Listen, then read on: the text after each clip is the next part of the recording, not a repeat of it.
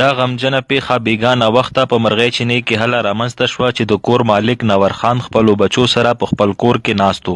د ځایي اوسیدونکو تر مخه د کور د چت تیرونه تر ډېرې مودې راسې خراب وو چې له وجې یې دا پیښه رامنځته شوه. د چت راپرېوتو له کبله په کور کې ناست نور خان د هغه کورودانه او شپږ بچي د خاورو لاندې شول. د پیښې اطلاع مې له ویدو سره ځایي خلکو امدادي کاروایانې شروع کړې. ځایي خلکو ډیرو هلو ځلو نه بعد نور خان د هغه کورودانه او ماشومان د ملبې نه راوبسل او پوری طور یې هسپتال ته ورسول. خو د بدقسمتۍ نه نور خان د هغه کورودانې او یو کلن ماشومې مریم په لاره کې ساه ورکړه. د هسپتال یو ډاکټر وایي دا چات لیدلی و مرغۍ چینې کې مو تقریبا 7 بجې دوا پیشنټ ریسیو کړو.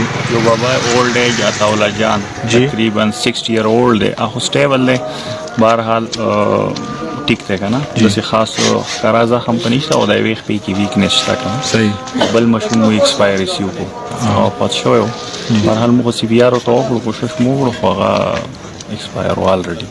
خو بابا ټریټمنټ روان دی او نورو ته انتظار دی. ټیک شو. دوی یې نور 4 پیشنټ دي، هغوی ته ملا ویټ کوو ایمرجنسي. دې مهال د کوزي کورمي مرستیال کمشنر ډاکټر عظمت الله وزیر او وینګ کمانډر کرنل مقصود انجم د هسپتال او د پیښې ځای دوره وکړه او متاثره کورنۍ سره د غمرازۍ اظهار وکړو.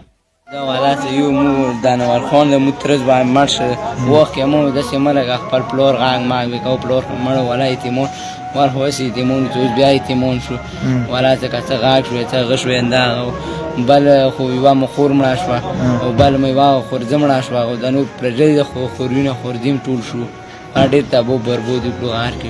تاسو ټوټل کور کې څومره کسانو چې دا کوم زخمیان شوي دي مړي شوي؟ دریم خورینه و درې دویم خورزی وي یو بل دی خدا وغام خور و یو دا باغ دی دام خور و یو دا بل نور خان هم دوی سی ورګه وخت کې مو لکه پلور باز سره روان دي. تاسو خپل لکه یتیمون تاسو ټول خرچه مرچه بنور خان کور خپل نن دغه واقع کې مرشه ولا زندق بکواله بس.